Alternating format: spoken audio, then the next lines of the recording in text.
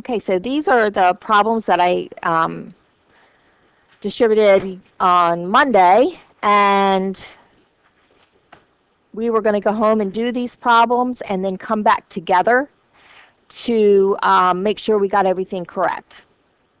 Okay, so somebody tell me number 20, what did you do? What did you do for number 20? AJ. I used 100 for the mean, I guess, and a 15% deviation. You said use that when you don't have it. Correct?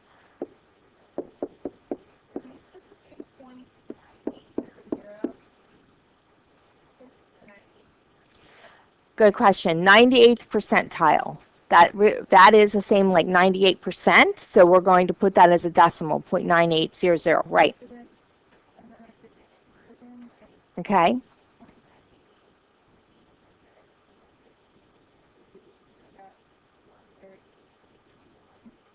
Everybody agree? Okay, so what you did was you realized that when I put it on my grid and I want the 98th percentile,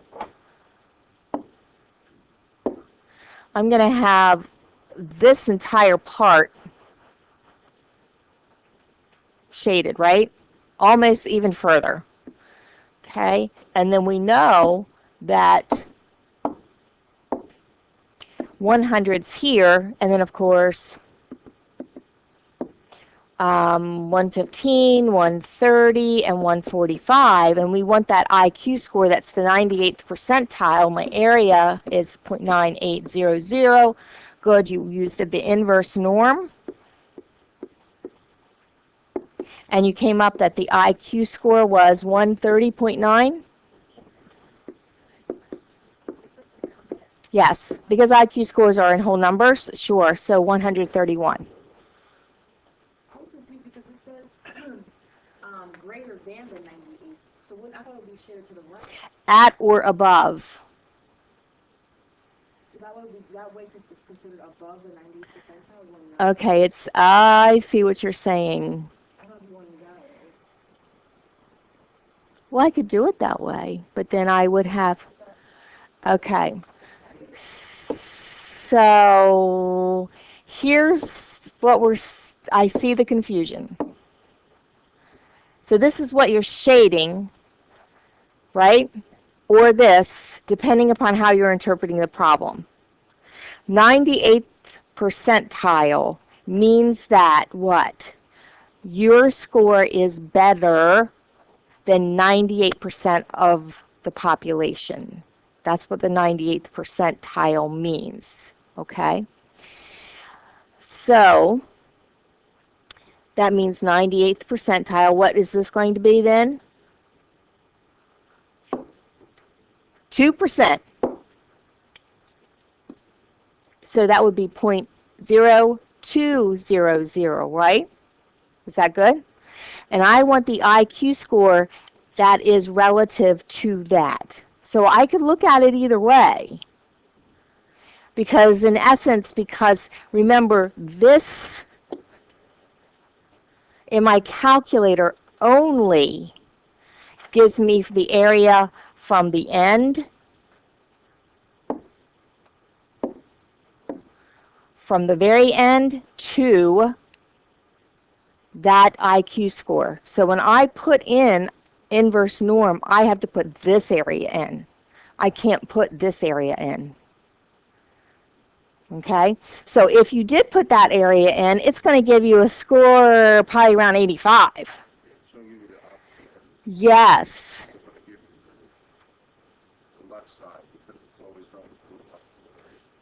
Exactly. And just it's looking at it from the left to the right no matter what. So if you put in 0.02, then it's going to look from the left to the right, and you're only going to see that little portion from the left. Right. So if you put that in, that's what it's going to give you right down here. But just suppose you did. Suppose you did. But if you drew this and you sketched out that this is my IQ scores on my non-standard scores, and you got a score of, say, 70. Think about that. Do you think a score of 70 would mean that my IQ score was better than 98% of the rest of the population? So try to keep putting that in context to make sure you go back, circle back, and make that make sense. I actually wrote it down, like what separates the bottom 98% from the top 2%. That's what I need to know. What is the separator? What is in the middle? Good way to do it. The separating line between 98% and 2%. That's a good way to think about it. Okay? You good on that one? Okay. See if I can get that to move up a minute. Can. Okay. So I'm going to use the fact that men's heights are 69.5 in the mean and standard deviation of 2.4, and women's are 63.8 with a standard deviation of 2.6. And when we talk about Navy pilots in the U.S. Navy, requires that fighter pilots have heights between 62 and 78 inches. Okay? Find the percentage of women who meet the height requirements. Are many women not qualified because they are too short or too tall? Tell me what you did.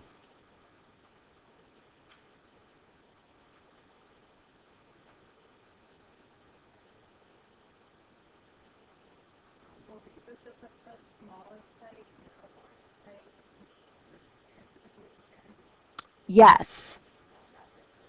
And you found the percentage. Perfect. 75.56% of the women, I've got some head shaking, yes, fell in that, and they would qualify to be the Navy pilots. We would probably want to look at that one. So I'm first going to do my normal curve. That's where I always start. What's the mean? 63.8. Standard deviation, I think, was 2.8, 2.6. Okay, and then one standard deviation away then would be 65, 66.4. Another standard deviation away then would be 69. And then another standard deviation away would be, of course, 70. Yep. Okay. And then I can go this way, and when I subtract it, I get 61.2. And then I get 58.6. And then lastly, I get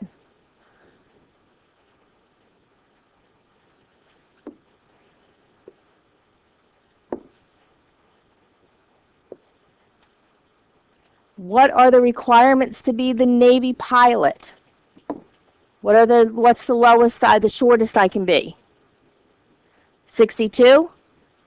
So 62 is going to fall somewhere there, correct? What's the tallest I can be? 78?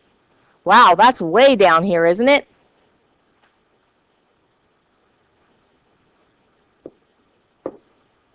So I want my shading then to be, oh my, that was a bad color to select.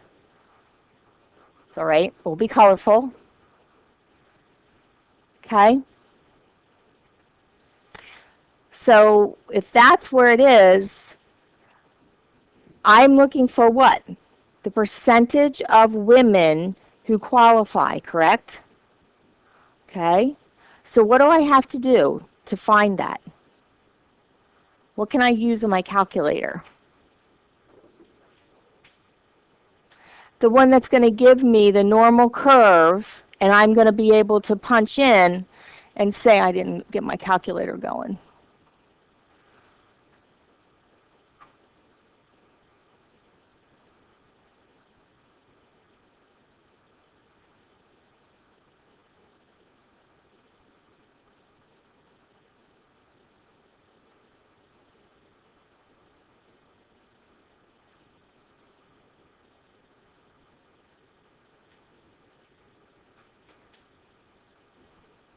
Every time I move it, it makes it small.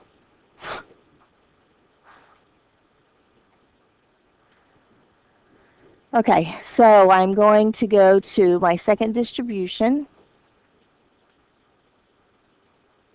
And I want the normal curve, and that's going to give me the area, correct? And that's what I want because I want the percentage. So I'm going to, what's my lower? 62. And my upper is 78. And because I'm using non-normal scores, the actual heights, I'm going to put in 63.8. And I'm going to put in 2.6. That is giving me, what is that answer? What is that? What is 0.7556? The area under the curve, 0.7556, or 75.56% of the women would fall into the height restrictions to be a Navy pilot. They lose out because what? We're too short. How many are too short? 1 minus, yes, yes. So it'll be 1 minus 0.7556.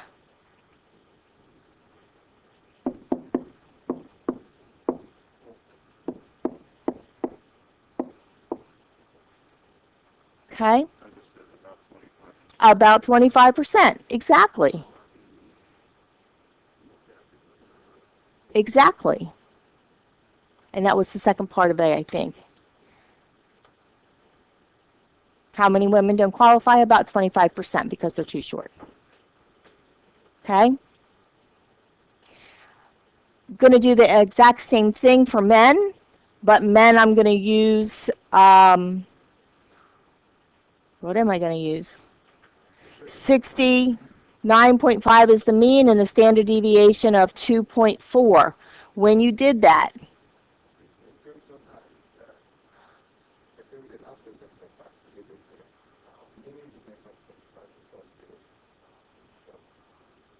yes. So are there many that do not qualify because of that? About 25% because they're too short. It would be rare, would you agree with this statement? It would be rare for a woman to not qualify because they're too tall. Yeah.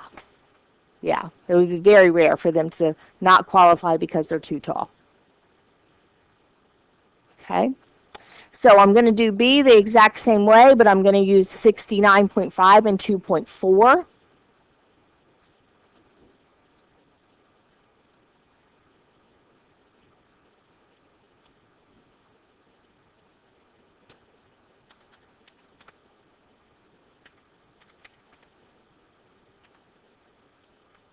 And I find that to be what? 0.9989? Wow. 0.9989.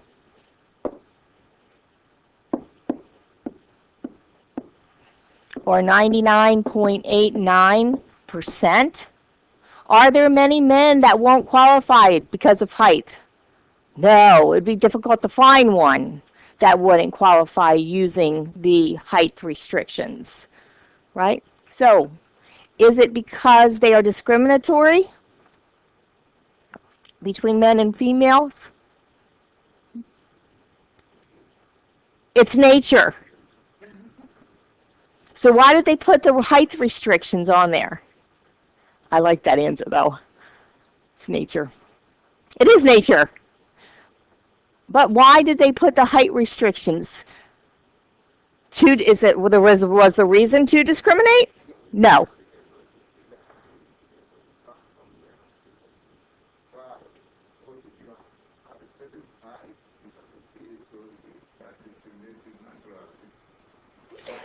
So, so what George is saying basically is that to be a Navy pilot, you have to have a minimum height to be able to reach pedals, whatever you have to do in that plane. And if you don't have that minimum height, you can't perform those duties, not because they were discriminatory. Yeah. And then what about if somebody was over 78 inches tall? They probably wouldn't have fit in there. Okay? Seriously, people don't think about this. My one son is a little over 6'3". When he turned 16, we had to try on cars. Seriously, because he literally didn't fit. Seriously. Try to find shoes for him. Okay? So it is. It's, things are built based upon the norms. The what? The means, the averages. Yeah, and somebody that's extremely off the normal curve, you can see where that becomes a problem. Right? Good. So if the Navy changes the height requirement so that all women are eligible except the shortest 2% and the tallest 2%, what are the new height requirements for women? I was a little bit confused about this one, but I figured it out. You have to find the area of the bottom 98%, and that'll give you your height limit for the tallest. And then if you put in 0.02% for the low end, it'll give you your lowest separator for your lowest point. And then you just put those in with the normal curve in the calculator with the mean for the men for the women, with the mean for the women and the standard deviation, and it'll give you the area. Excellent. Okay, so what I'm going to do is I'm going to tell the Navy what it should be. Ha ha, like we were anything, right? So I say I want all the women to qualify except for the bottom 2% and the top 2%, correct? So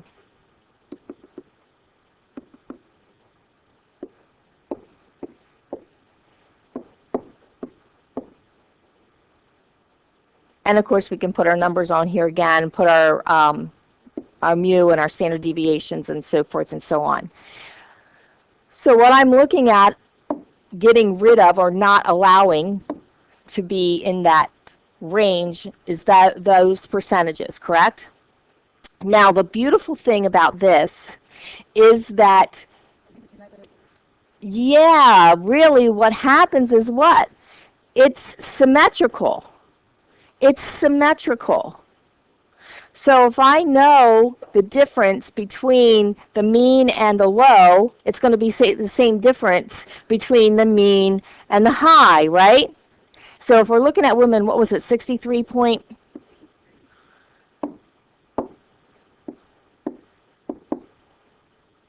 Okay. So if I go to my calculator, second distribution, okay. So I'm given the area, and what do I want? I want the height. So what am I using? Inverse, number 3. The area from the left-hand side to the first one, right? 0.02. This is the one I'm talking about right here, okay?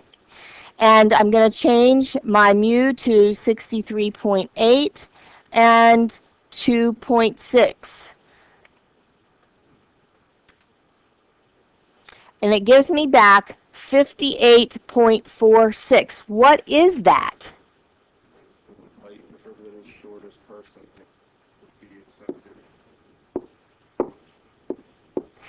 That's the shortest person that would be accepted if I excluded the bottom 2%. So let's see if my claim will work out. My claim says that if I take a difference, because it is got symmetry, 63.8, and I subtract 58.5, the difference in those are 5.3.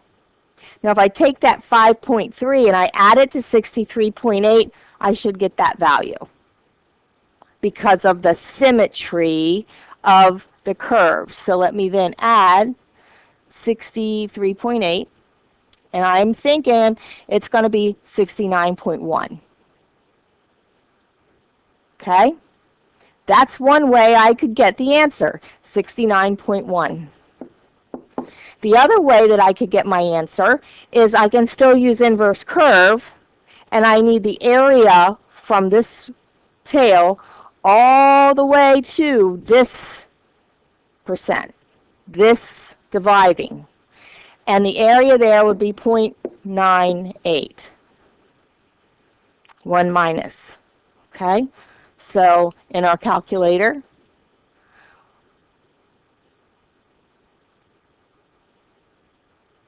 we're going to put that area as 0.98. And I'm going to get 69.1. Okay? Either way. Either way.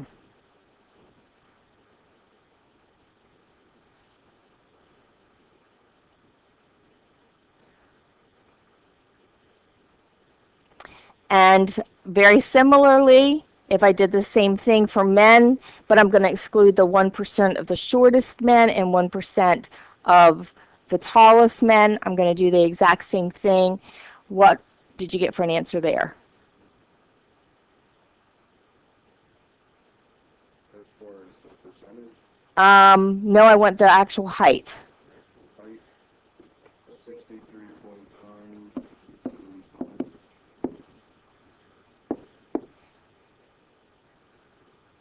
So that would exclude the 1% of the shortest and the 1% of the tallest. My calculator, I would do an inverse norm, and I'd be putting in 0.01, and then the next time 0.99. We're taking the difference because of symmetry.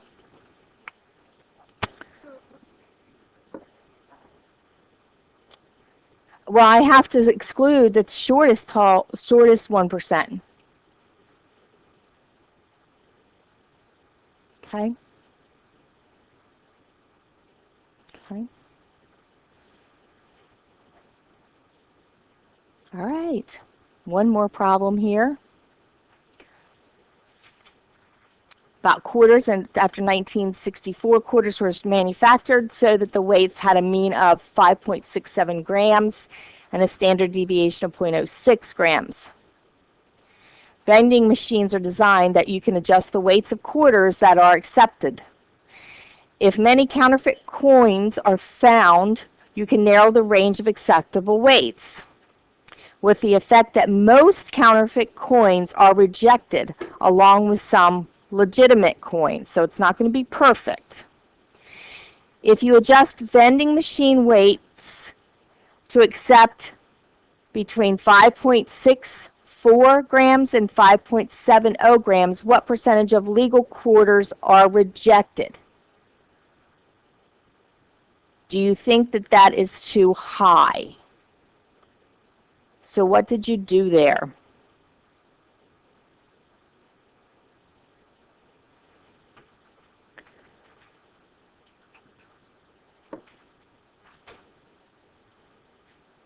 first thing I would do is draw that picture. If you didn't draw that picture, draw that picture. Make it make sense. Okay, normal curve.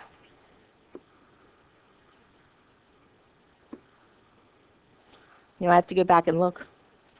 Do I have one here that I can pull the, yep. The mean is 5.67. Standard deviation is 600ths. And I want to know if I set that machine to accept weights between 5.64 and 5.7. So I'm just going to guess 5.64 and 5.7.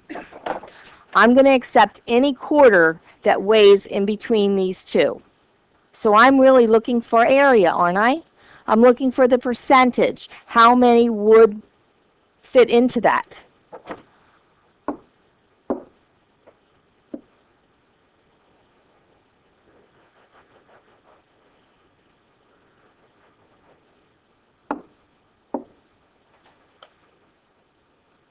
Since I'm looking for area, I'm going to use normal curve.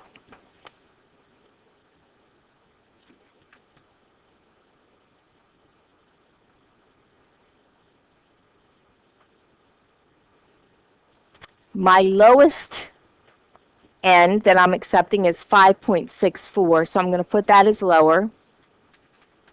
My highest will be my upper, which is 5.7. Mu is 5.67.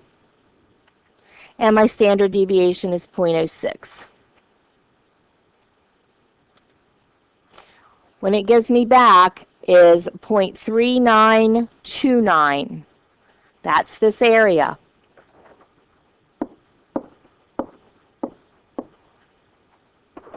So if I set my vending machine that only accept those weights, I'm only accepting how much? 39% of all the quarters. You think that's good? Nah. That would be pretty frustrating on the user's end. How did you round yours? Because I got .3829. Did I punch something in wrong? I probably did.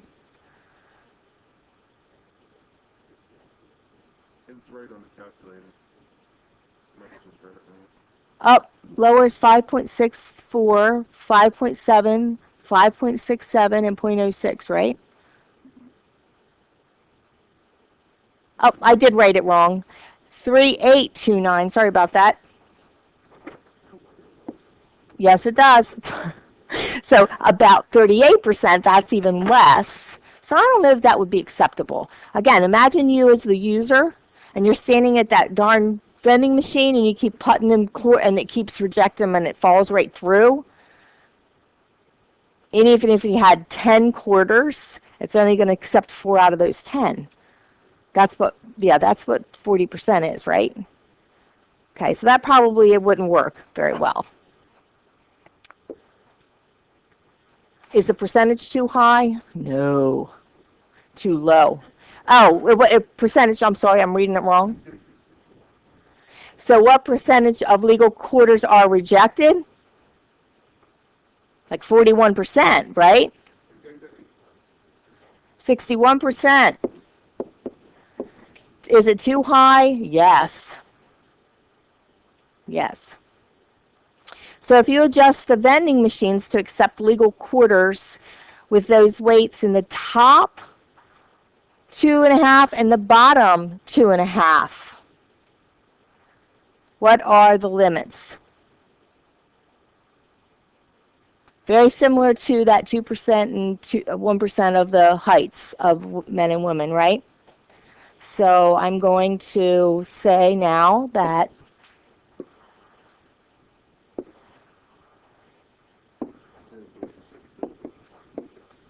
it worked. A little bit quicker that way. Okay. So I want the bottom 2.5%, right?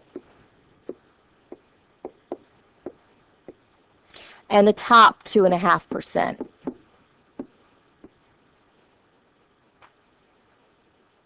So when I do, now I'm going to do inverse norm because I have the area and I want the actual weight of the quarter.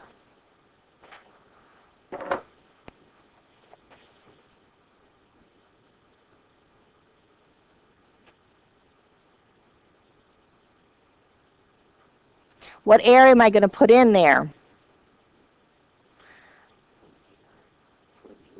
0.025. And of course, that's 5.67, with mu being 0.06.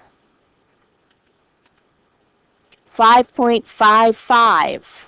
That's the actual weight of the quarter.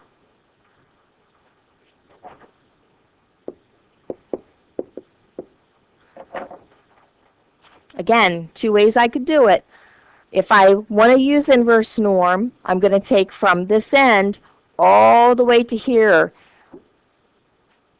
to what my area would be, or I can find the difference and add.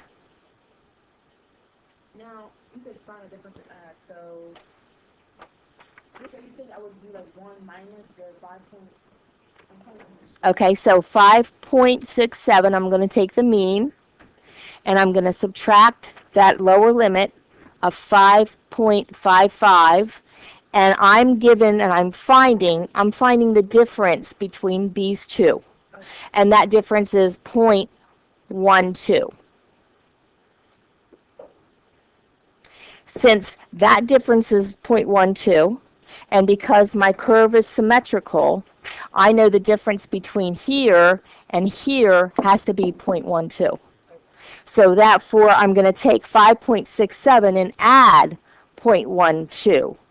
And I know my upper limit then is going to be 5.79. Okay, that makes sense? Or I could put in the area from the left. So did we answer the question? What are the limits? We found them. And of course, they are in grams. Now, can you just, you said you could find rulers that way for you to do? I could use inverse norm. If I did that, I'd be taking the area all the way in here.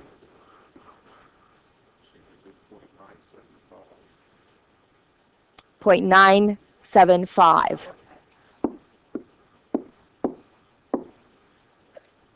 Okay. Either way will get me the same answer. Might be a little bit difference because of rounding, but yeah. Okay. That better? These are going okay? Making sense? Like, it's not hard, it's just like the reading becomes a bit tricky. Read it very carefully. Read it carefully and draw the picture. It doesn't take any time at all to draw that picture, and it really can save you of getting the wrong answer. Okay? All right. Excellent.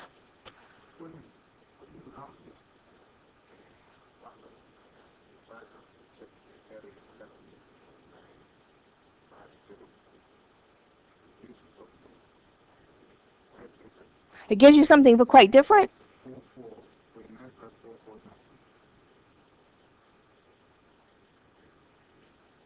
So if I go to inverse norm and I put 0.9750, try to take the two limits. Oh.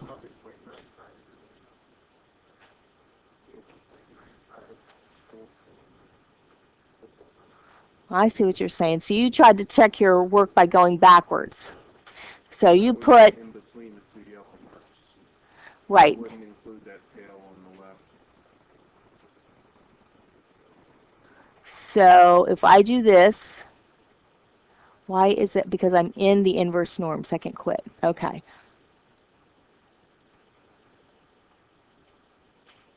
So my lower limit, you're saying, is 5.55. and then my upper limit of 5.79, with mu being 5.67, and standard deviation being 0.06. 7.9. I'm glad you guys are paying attention.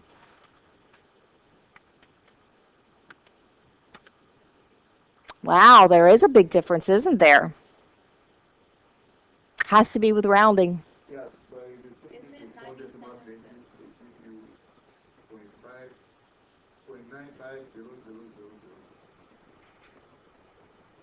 0.950000. Oh, this is the reason why. You said it exactly. The reason why is it's not this amount is, let me get a different color, is this amount. And it will come out just to be about right, 0.95, because at 2.5 and 2.5. 0.00 because you're taking off 5%. 2.5 on one end, 2.5 on the other end. So it should be 95%. So with the rounding and everything, that's why you're off at the 95.44. Yeah. Yeah, With the rounding, exactly. the calculator does or whatever.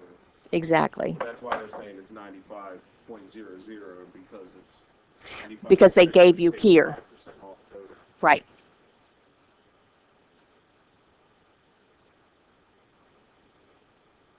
Good. Excellent. All right. You never think there was so much to just that little thing. You'd never think there was so much to that little normal curve, right? True. True. Very true. That normal curve can play havoc with you. Let's just say for, and some people, I get students ask, well, do you curve grades? I don't know that you want me to curve grades. Think about that for a minute. If I truly curved grades, 68% of you are going to get a C.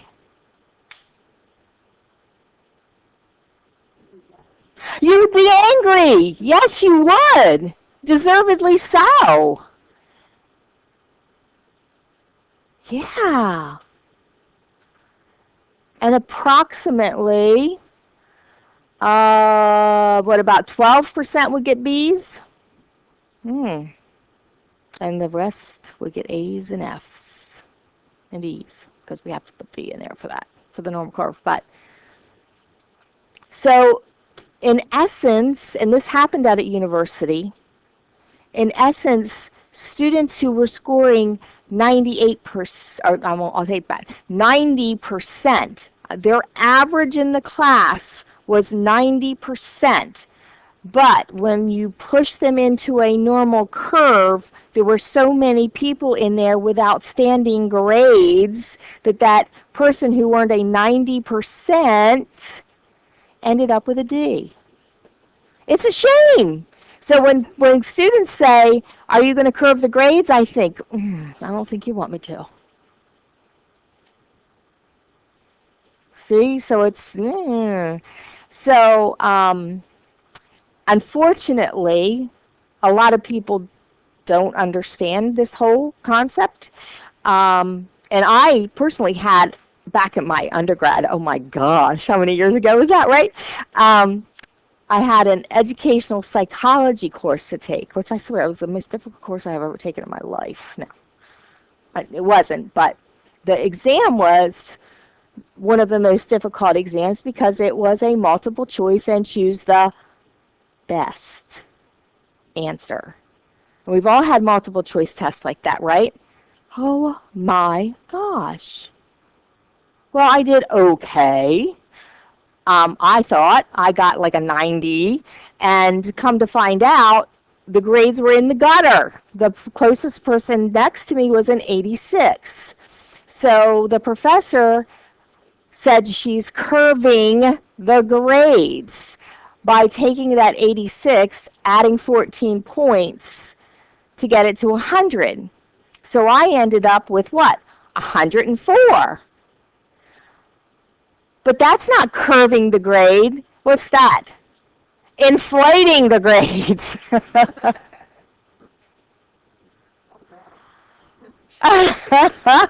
That's grade inflation. That's not curving the grades.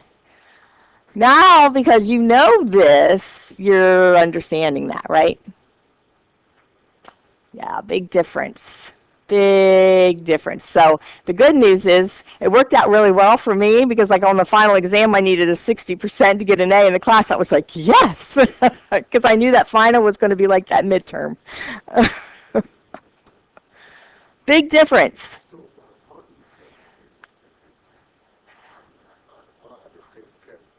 If grades are curved correctly, go back to your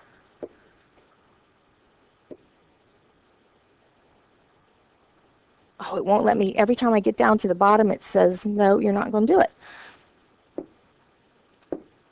Your normal standard curve.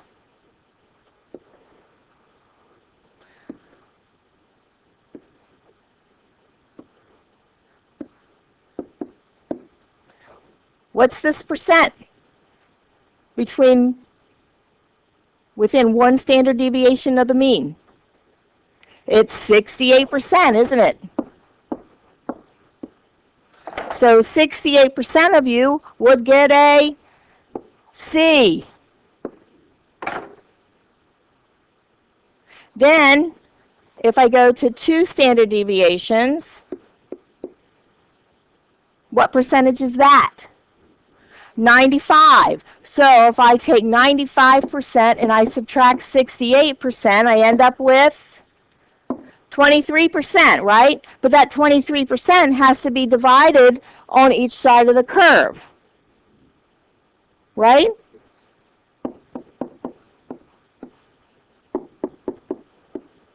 So these 11.5% would get a B.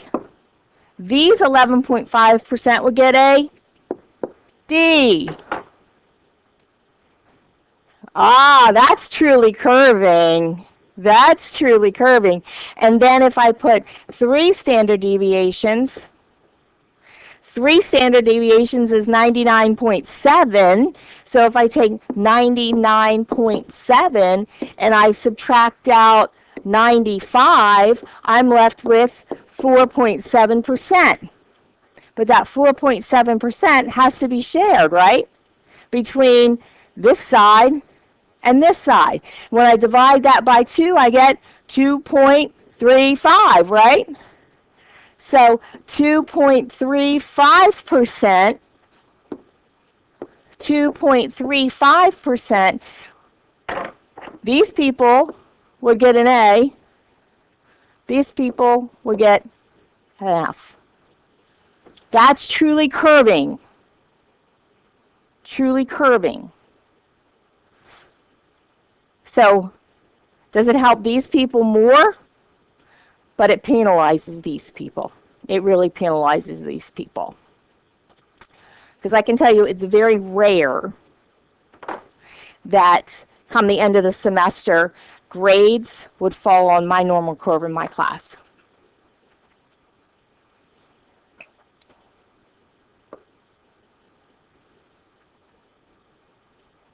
Would just be rare. And it would break my heart if I could only award an A to one of you.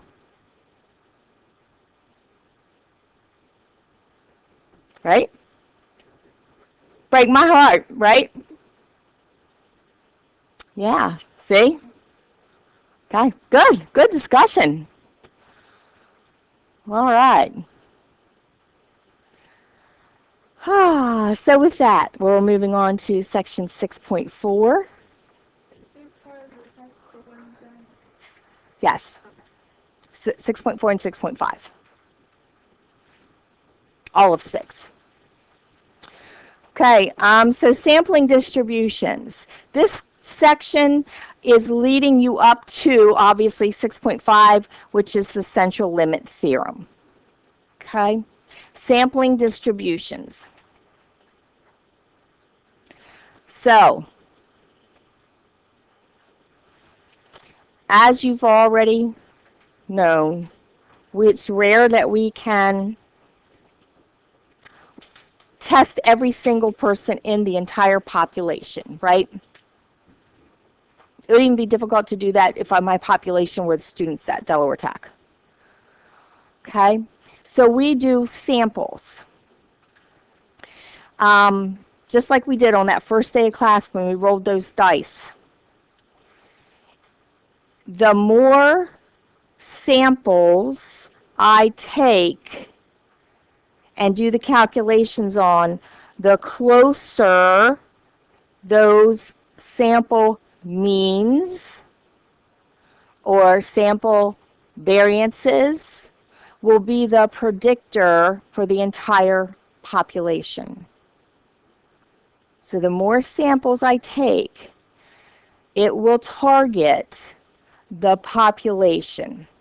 We're also going to see that some statistics are better than others that are estimating those population parameters. Okay?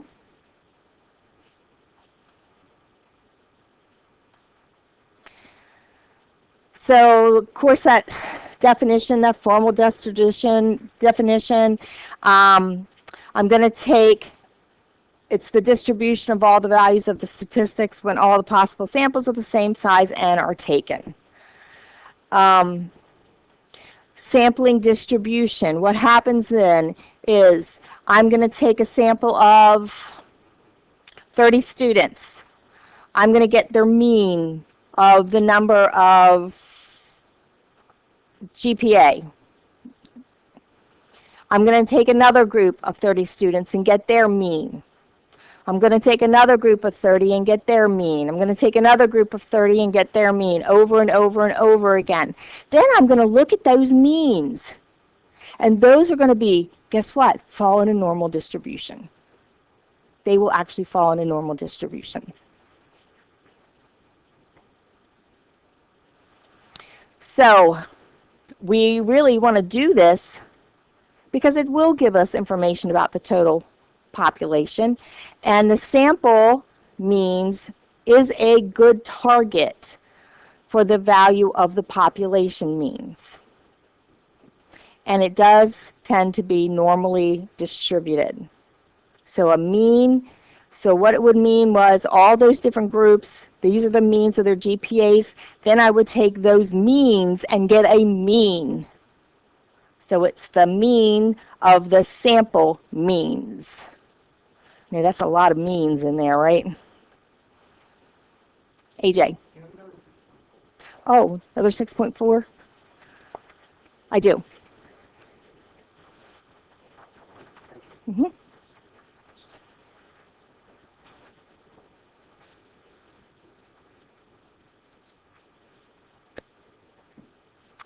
When I look at the variance, and again, variance is what?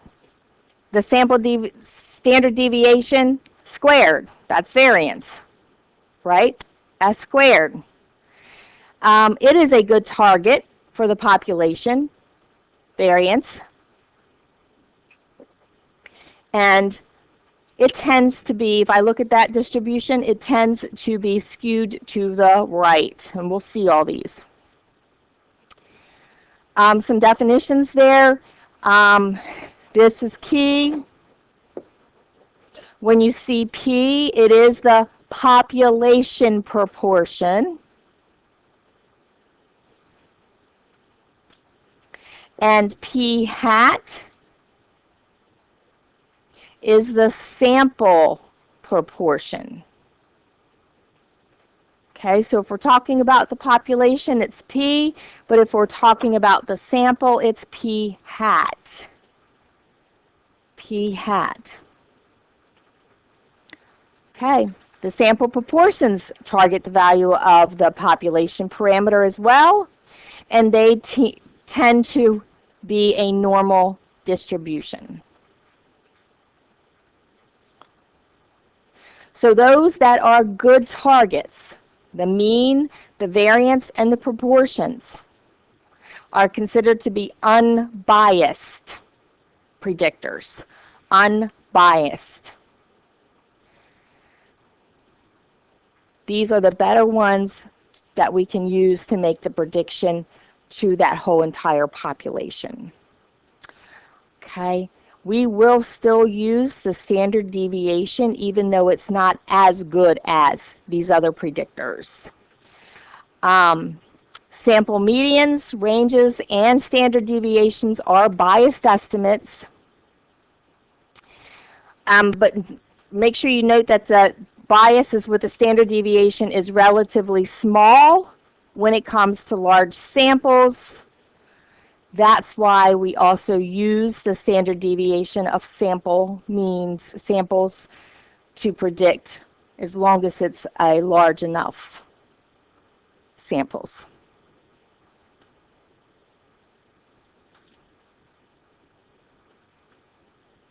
Okay, so here we go. We're going to do one together, but just to give you the pictures and try to get this concept across. Let's say you roll a die 5 times. And you find the mean and the variance and the proportion. What is a proportion?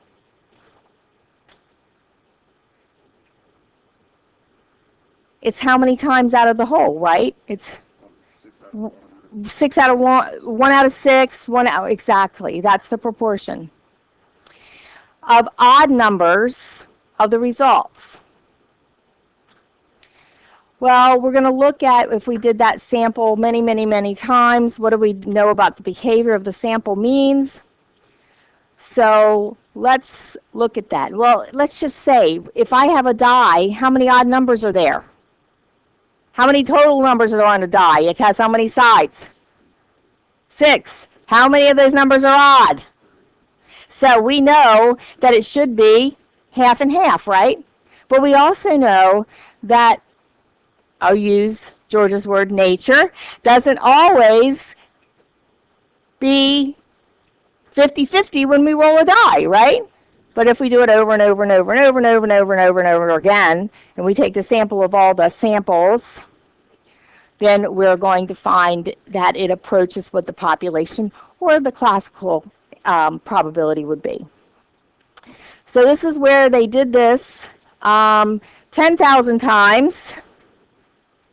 And we can see that sample, we would list all the means all the way down, all 10,000 of them. We're not going to do that by hand, by the way. And then we can find that it is normally distributed, and it will approach what we know to be classical or a prediction for the population. And the same thing, they used 10,000 trials here, and they did the variances. The variance for each sample of those 5 rolls. And it is skewed to the right. And lastly, we'll look then at the proportions and how beautifully symmetrical is that. Okay? The proportions. So let's, I don't know if I want to go to the next page. Nope. I want to add a page here and give you an example. Let's say we have 3 numbers.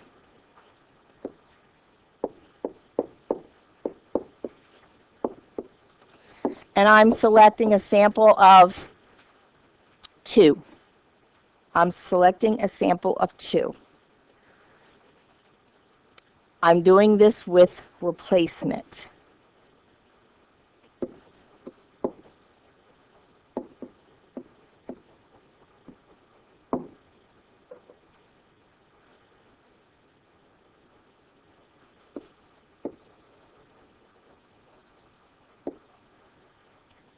I'm going to make a list of all my sample space.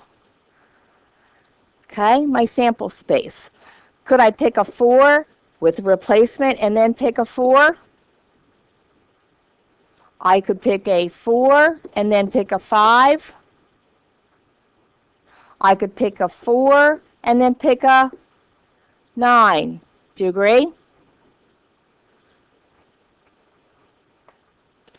Okay, so I did all the fours.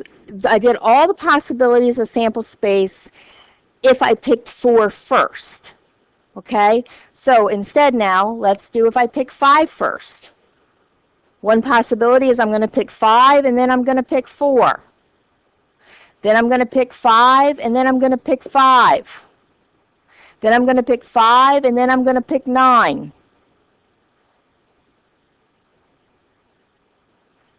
Is everybody good so far? I'm almost finished with my sample space, but not quite yet, because I could pick the number 9 first.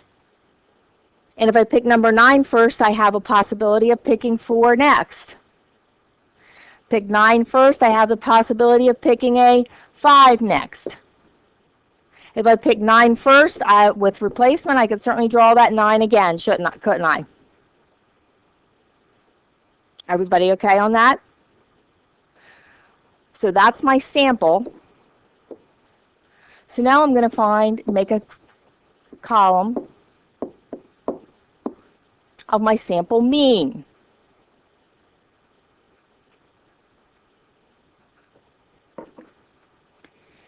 If I add 4 and 4 together and divide by 2, I'm going to get, if I adding 4 and 5 together and divide by 2, I'm going to get, how about when I add 4 and 9? So I'm going to get 13, yes. Dividing that by 2, I get. If I add 5 and 4, 5 and 5. 5 and 9. 17. I'm making you do mental math. I made my kids do this every day on the way to school. 5 and 4. 6.5. 9 and 4. 9 and 4, 7? 6.5. Did I lose a spot? 1, 2. Oh, this goes with this. See, it's really hard. I didn't put lines up here.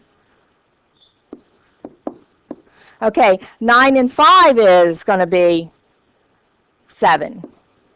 And 9 and 9, of course, will be 9. So I've got all my samples, and I found all my means, my mean of each sample. Okay?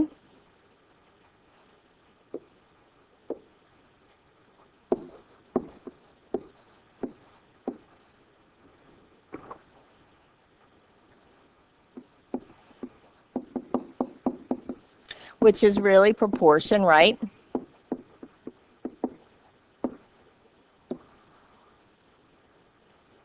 How many in my sample space?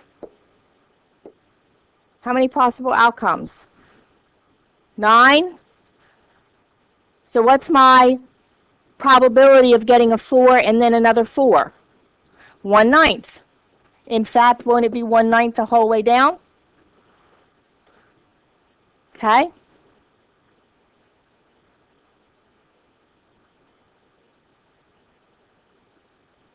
So now,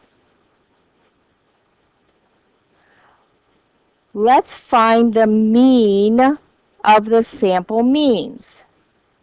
Let's find the mean of the sample means.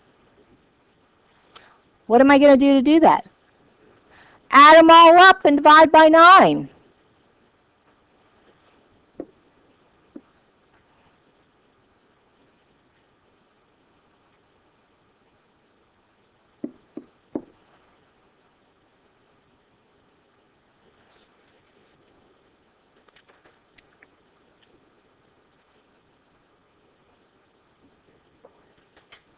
Okay, 54.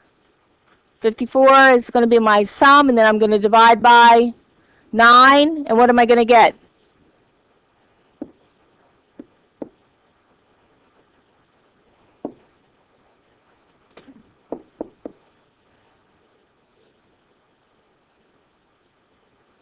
That's how you do a sample and samples to then make a prediction of the population. Okay. Okay, so I would say that given that sample, my target of my sample mean, the mean of selecting two numbers from the three numbers, 4, 5, and 9, will give me a mean of 6 because I took all those samples. And the population is 6? The population that I drew from Oh, I see. is 4, 5, and 9. Oh, Yep. I see. Yep. Oh, okay, so 4, 5, and 9 is the population. Mm-hmm. Those are the different outputs we get based off of the population. Correct. So that's the sampling distribution. Okay. Can I combine some of these and make them nicer as far as my proportions go? I can't get this board to work, but sometimes. There we go. Because yes, because why? Some of these numbers and these means are repeated. So if I got a mean here of 4.5 and a mean here of 4.5, to get a mean of 4.5, what is my true proportion or probability? 2 out of 9, because 2 of my samples have that same mean. What about, I know we have another, how about 6.5? 6.5, right?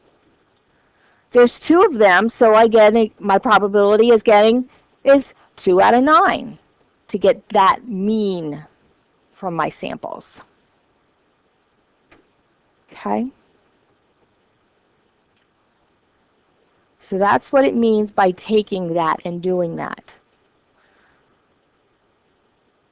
And this just goes in to tell you that we will always do it with sampling without replacement. Wouldn't be very practical because I'd be here forever, and you have wasteful distribution, duplication. So you're going to do sampling with replacement for these 2 reasons. When selecting a small sample from a large population, it makes no significant difference. And the sampling has to be independent events. So because it has to be independent events, I have to do it with replacement. Okay? That wasn't bad at all, right? Okay.